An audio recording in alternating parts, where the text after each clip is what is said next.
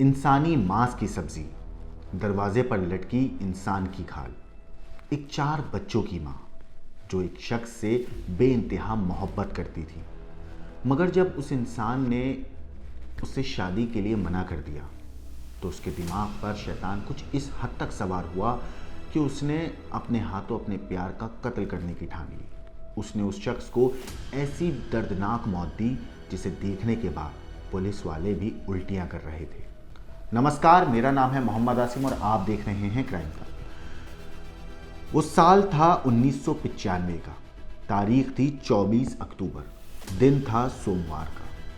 हिंदुस्तान की ज़मीन से करीब 9,941 किलोमीटर दूर ऑस्ट्रेलिया के साउथ वेल्स में कैथरीन नाइट नाम की एक लड़की का जन्म होता है, जिसके 2 भाई थे, एक जुड़वा बहन थी, जिसके माँ बाप का नाम था जैक और बारबरा। जैक और बारबरा दोनों शराबी थे। उन्हें शराब की लत लगी हुई थी, जिस वजह से आए दिन मियाँ बीवी के बीच में लड़ाई हुआ करती थी। कहते हैं कि कैथरीन के जो पिता थे जैक, वो शराब के नशे में अक्सर कैथरीन की माँ बारबरा के साथ मारपीट किया करते थे। वो उसके साथ गाली गलौज किया करते थे, यहाँ तक कि दिन में 10 बार वो अपनी बीवी का रेप भी किया करते थे। कैथरीन की माँ बारबरा अपनी बेटियों को अपने पिता की इस हरकत के बारे में बताती थी।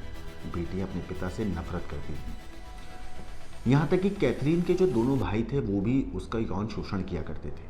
14 साल की उम्र तक कैथरीन स्कूल तो जाती थी, लेकिन स्कूल के अंदर वो कुछ ज़्यादा सीख नहीं पाई, क्योंकि घर के अंदर उसके साथ कुछ इस हद तक ज़्यादती होती थी कि वो उन सब चीज़ों से परेशान थी।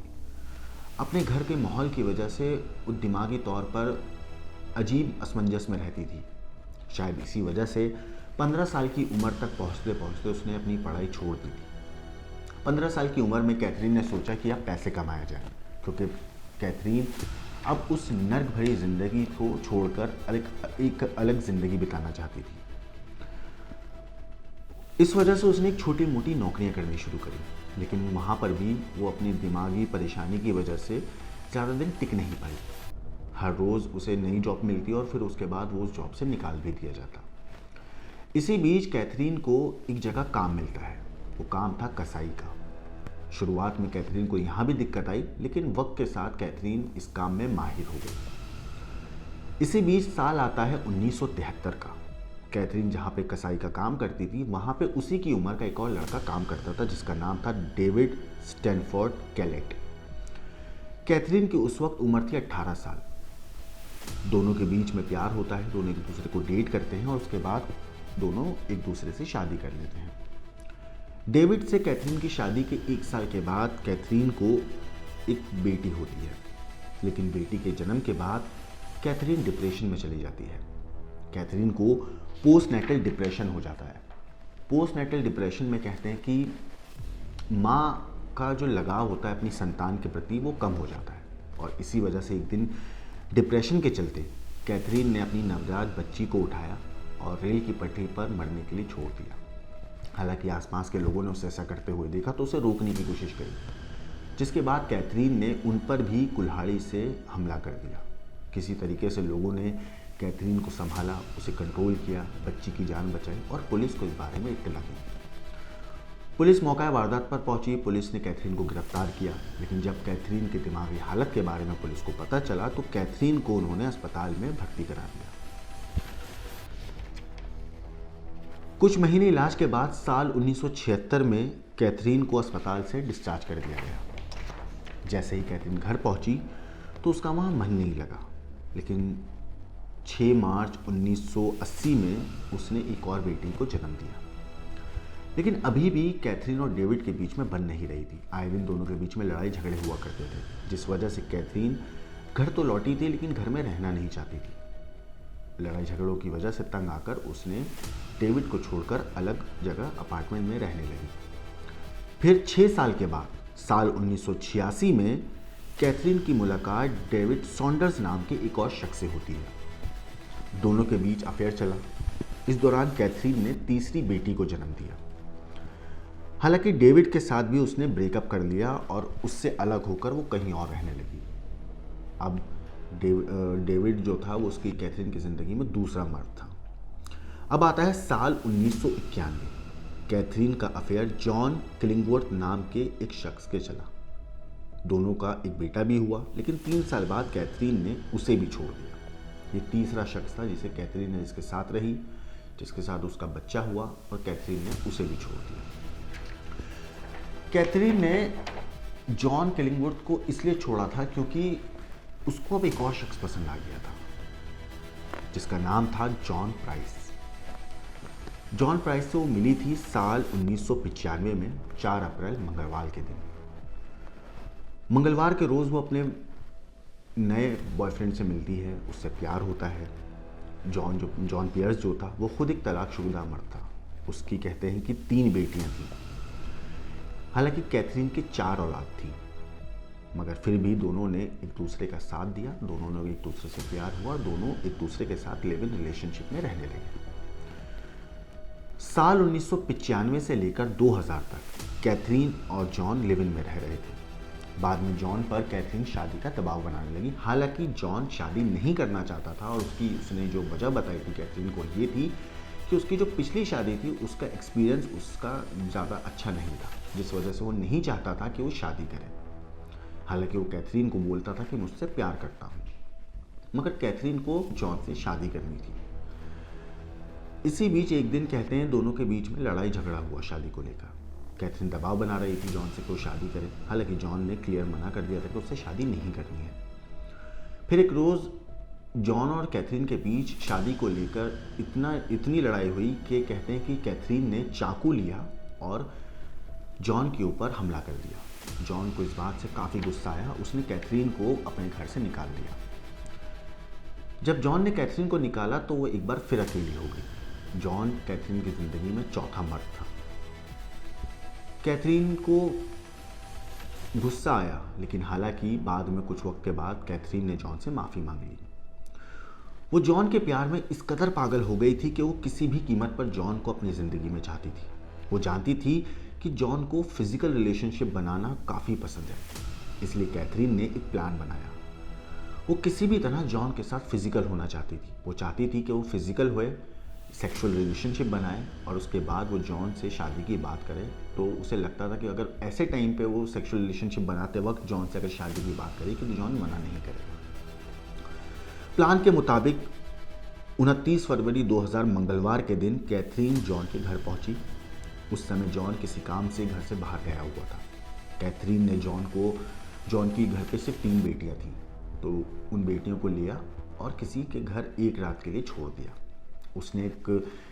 कैथरीन ने जॉन के नाम घर पर एक नोट भी छोड़ा, जिसमें उसने लिखा था कि मैं एक बार तुमसे मिलना चाहती हूँ, मेरा रात को 11 बजे तक इंतज़ार करना।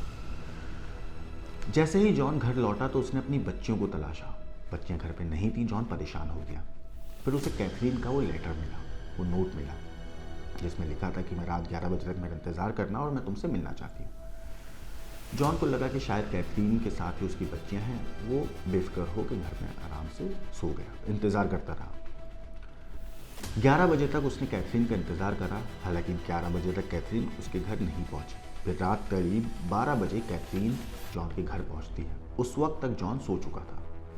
जॉन सो रहा था। कैथरीन जॉन को उठाती है और उठते के साथ ही कैथरीन से जॉन पूछता है कि उसकी बेटियां कहाँ हैं। तो बताती है कि उसको जॉन के साथ अकेले वक्त बिताना था, इसलिए उसने बच्चियों को पड़ोसी के घर पे एक रात के लिए रुकने छोड़ दिया। दोनों फिर शराब पीते हैं। कैथरीन जॉन को शराब पिलाती है। फिर दोनों के बीच में सेक्सुअल रिलेशनशिप बनते हैं, फिजिकल रिलेशनशिप बनता है। और ठीक फिजिकल रिलेशनशिप बनते वक्त कैथरीन जॉन से शादी की बात करती है। वो जॉन से कहती है कि उससे शादी करनी है। जॉन फिर वही जवाब देता है जो इससे पहले दे रहा था, कि उसे शादी नहीं करनी है। इस बात से कैथरीन इस हद तक नाराज़ होती है कि वो जॉन को छोड़कर फौरन घर से निकल जाती है। उसको अब ये लगने लगता है कि जॉन ने उसका अपनी सेक्सुअल फैंटेसीज और ज़रूरतों को पूरा करने के लिए कैथरीन का जॉन ने इस्तेमाल किया है। इस बात से वो इस हद तक नाराज़ हो जाती है कि उसके दिमाग में अब सिर्फ एक चीज़ चल रही होती है कि किसी भी तरीके से जॉन को सबक सिखाए। जिस शख्स से वो प्यार करती थी, अब उस शख्स से वो नफ़रत करने लगती है।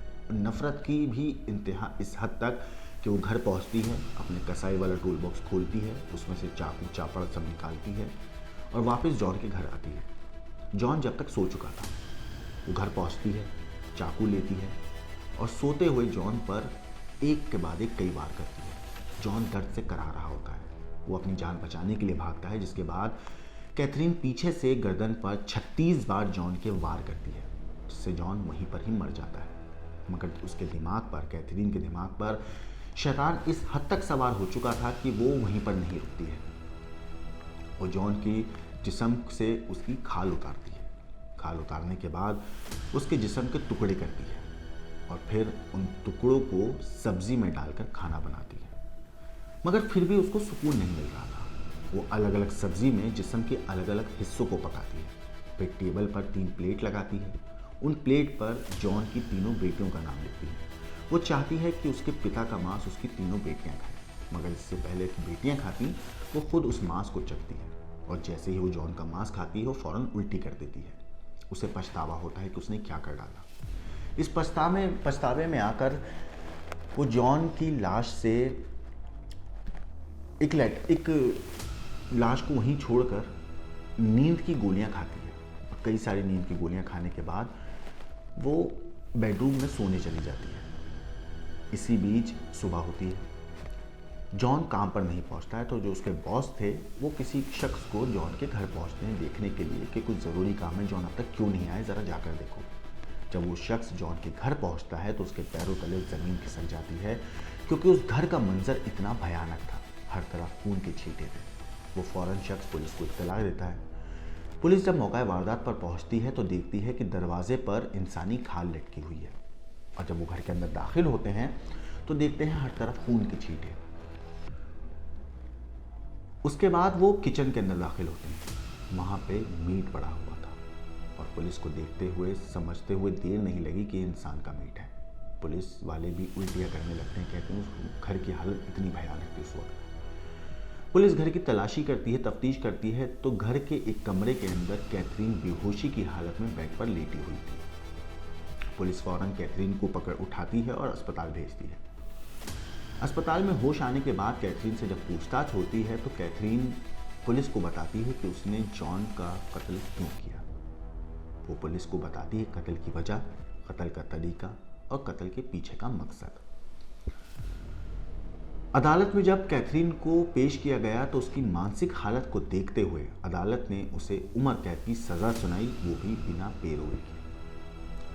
ये कहानी थी उस औरत की जिसका 4 मर्दों के साथ संबंध बने, जिनमें से 3 के साथ उसके बच्चे हुए और एक शख्स को उसने इसलिए मार डाला क्योंकि वो उससे शादी नहीं करना चाहता था।